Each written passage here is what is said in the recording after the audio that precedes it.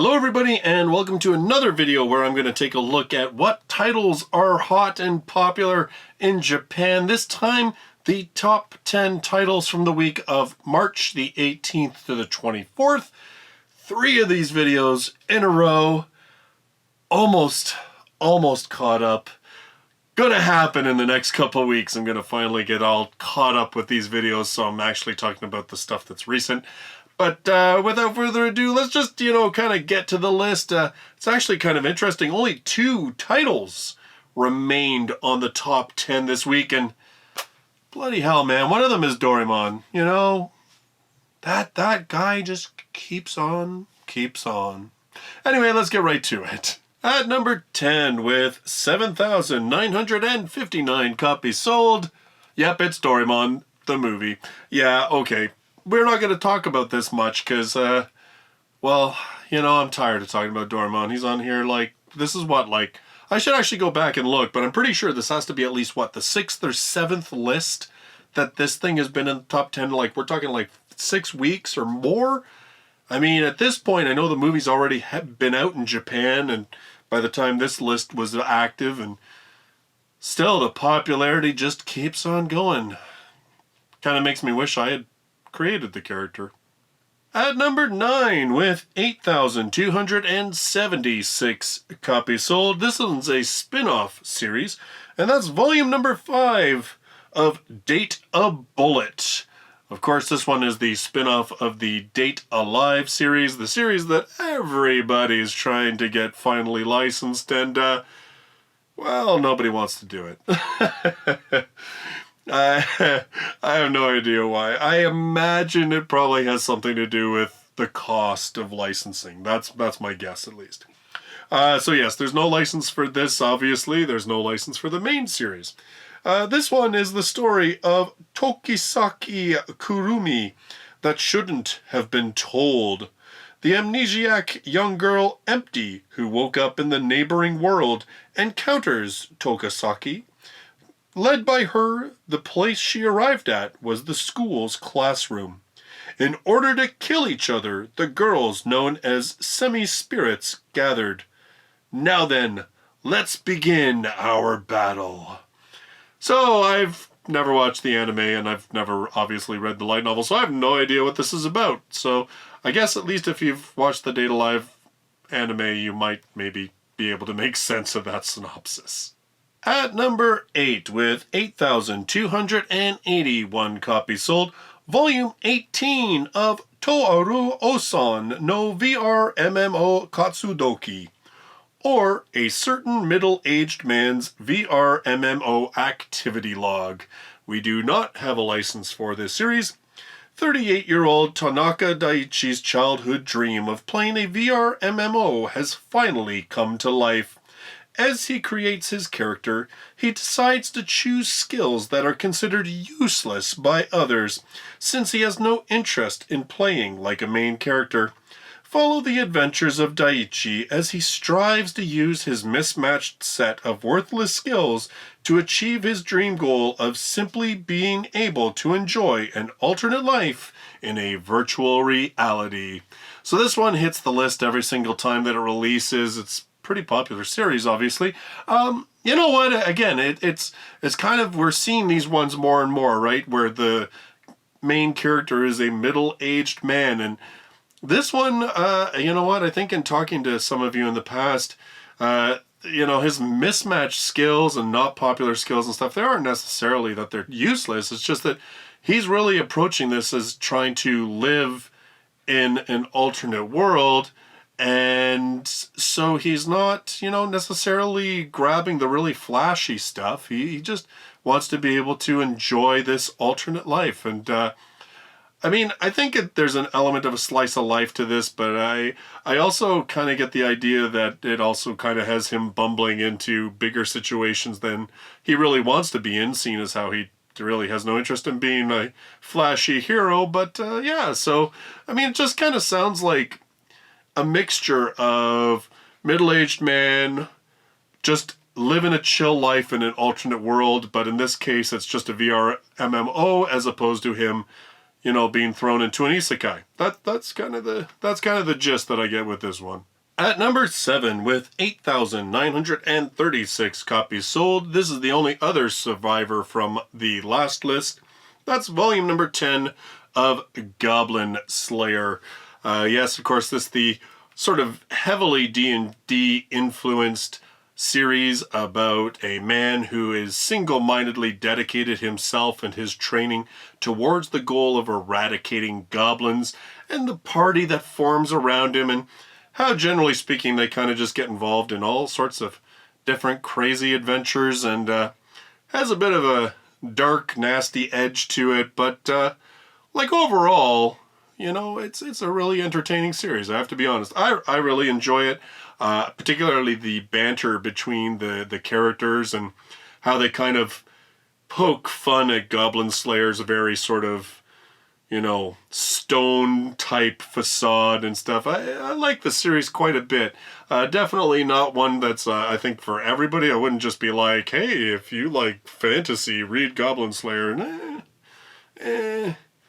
But hey, if you like fantasy and you thought Berserk was awesome, read Goblin Slayer. It's probably tame by comparison.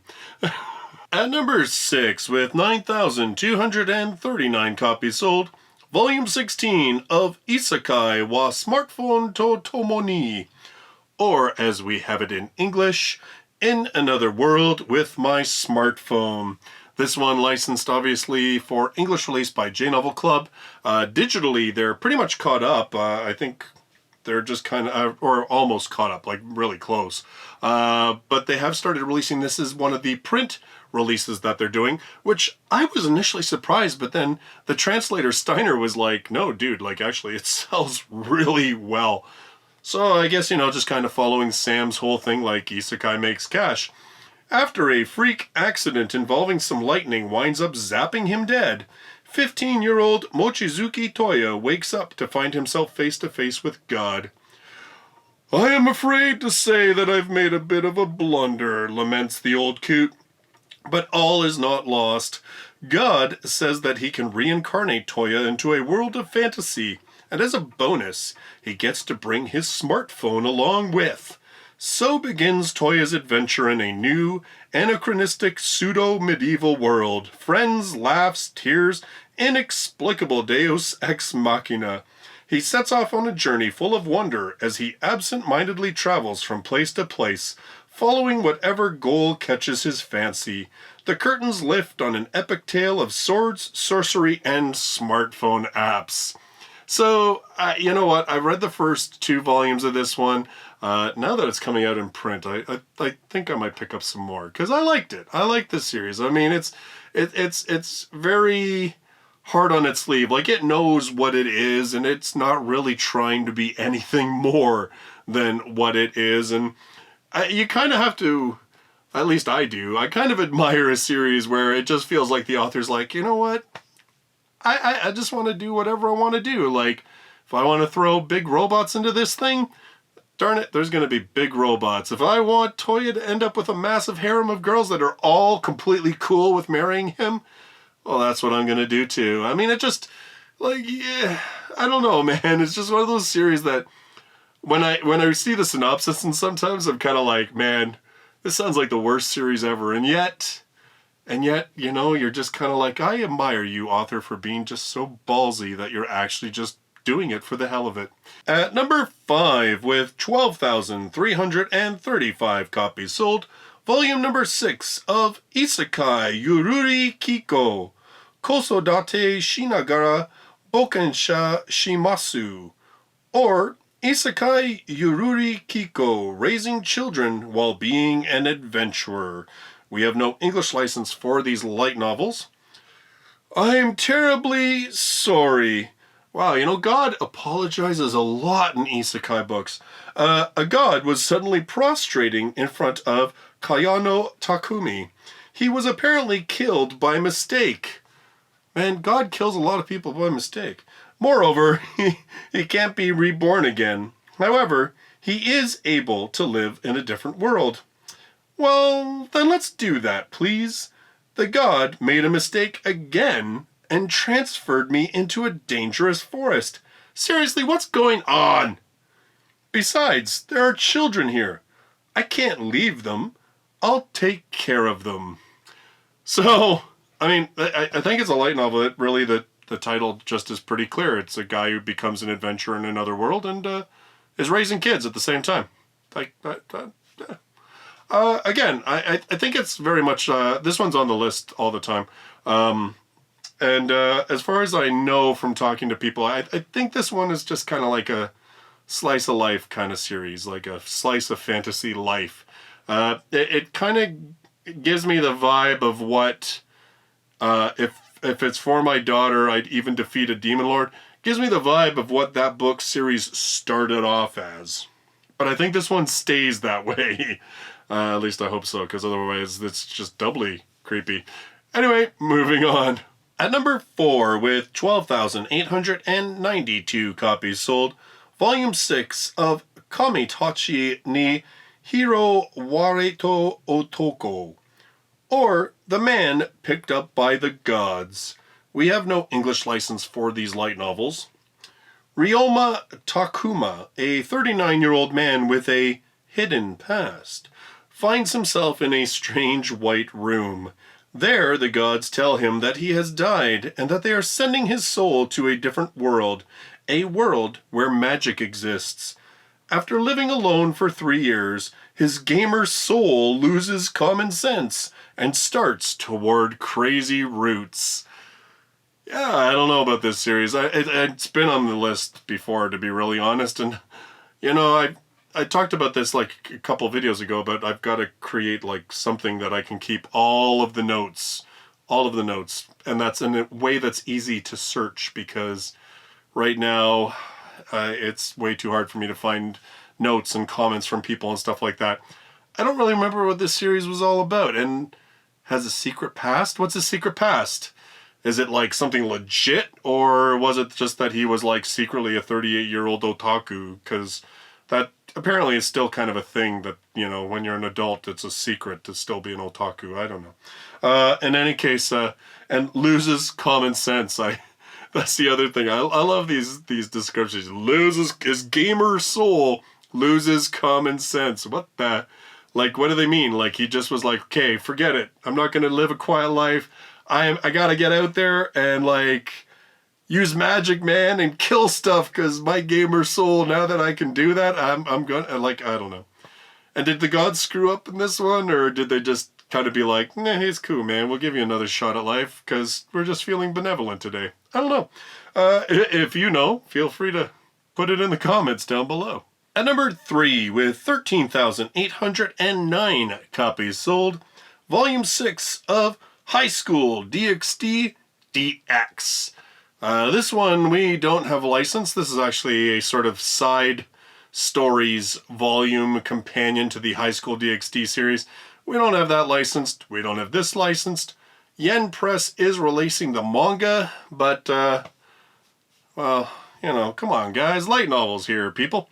But honestly, I don't know if we're ever going to get these licensed. I mean, there's over 20 volumes of the main series. They're now starting it as Shin High School DxD to finish the series.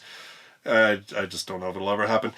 In any case, this series is about the, High School DxD is about a rather breast-obsessed teenage boy finally getting to go out on a date with a cute girl who, you know, kills him.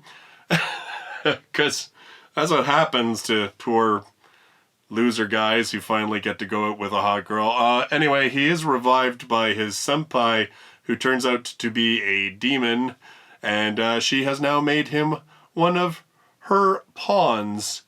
And, well, it's about all their adventures fighting other demons, monsters, angels, yada, yada, yada, yada. And, yeah, it's kind of I've seen the anime of the first couple seasons of the anime. I'm curious to read what the light novels are like. I really am, because, yeah, I don't want to say much more, but, you know, any show that has a powerful form of the main character that actually has a breast-oriented theme song is just, well, you know what you're getting into. In any case, the DX are compilation volumes of short stories that tie into the series. That's about all I know about them, to be honest. At number 2, with 15,694 copies sold, Volume 14 of Rokudanashi Majutsu Koshi to Akashic Records, or as we know it in English, Akashic Records of the Bastard Magical Instructor. 7 Seas has licensed the manga, but we have no license for the actual light novels. Akashic Records of the Bastard Magic Instructor is a series taking place in a fantastical realm of magic and mythology, where readers will follow a young girl named Sisti as she trains to become a powerful magic user against all educational odds. Sisti is a young magic user in training who attends a prestigious magical academy where she hopes to be trained by the best of the best. However, when her instructor suddenly retires, his replacement is anything but what Sisti had hoped for: lazy, incompetent, and always late. Can Sisti still learn magic and unravel the mystery of Sky Castle with such a terrible teacher to lead her? So this one, of course, has had an anime. We, like I said, have the manga, and we don't have the light novels. And I don't know, guys, like, what do you think? Like, this one seems to be, like, really popular. Like, I mean, 15, almost 16,000 copies sold. It's always in the top 10. Its spin-offs are in the top 10. And yet it is one sort of magic high school battle series that we don't have. What are your thoughts on that? Like, do you think the series is too big and that's why we don't have it? But yet we've got the Irregular at Magic High School, and that's an even bigger series in terms of its sales numbers. So I just don't understand why we have some of those series and not others. Do you think it's because kind of the Magic Battle High School ship has sailed as far as English audiences are concerned? I'm just curious. I don't really have the answer, obviously, but I'm curious as to your thoughts, or maybe you guys have seen anything in forums or anything like that. Let me know in the comments down below. Finally, at number 1, with 25,855 copies sold, it's volume number 20 of Date Alive. Yep, funny enough, we just mentioned this not too long ago. And of course, we mentioned that there's no English license for these light novels. April 10th. Yesterday was the last day of spring vacation, so starting this morning, it was a school day. After being woken up by his cute little sister, Itsuka Shido believed that it would be the start of another normal day.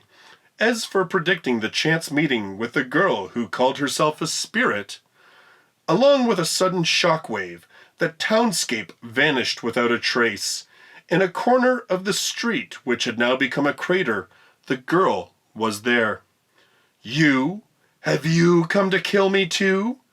She is the disaster that will destroy humanity, a monster of unknown origin, and a being rejected by the world. There are only 2 ways to stop this girl: annihilation or conversation.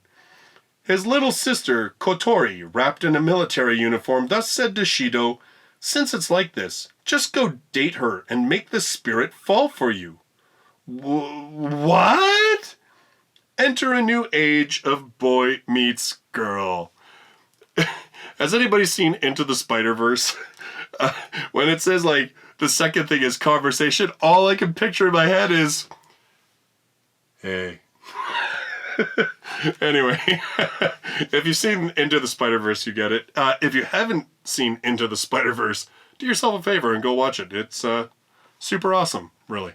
And again, I don't really have much more to say about this. I know how many people flood all of the licensors to try and get this title. I see it every single time Yen On or J-Novel or 7 Seas or anybody is like, we're going to announce new light novels.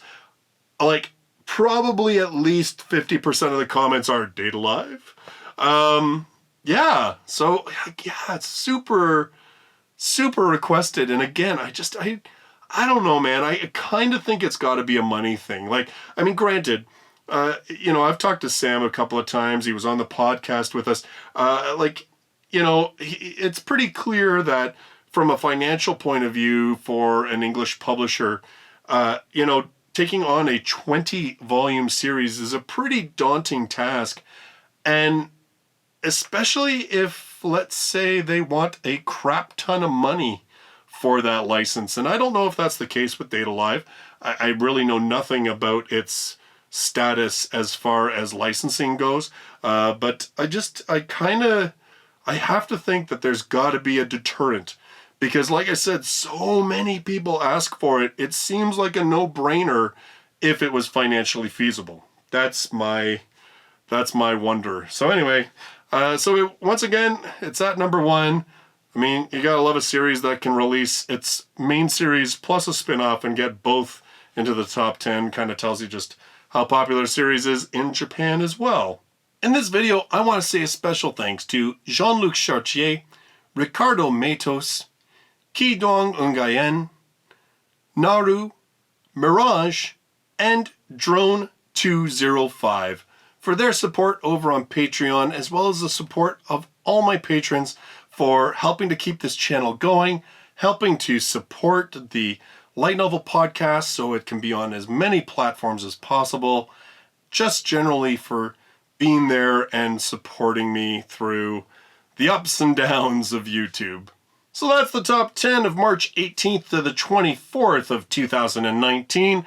I got 3 more to get caught up on to get myself back on track, so I'm kind of think I might do like 2 a week until I'm caught up, just to maybe not do a flood of 3 in a row like I did this time. But, I hope you guys at least like that I'm getting some content out, and I'll have a review coming this week as well. So, in any case, thank you so much for joining me in this video. I look forward to seeing you in any of my future ones.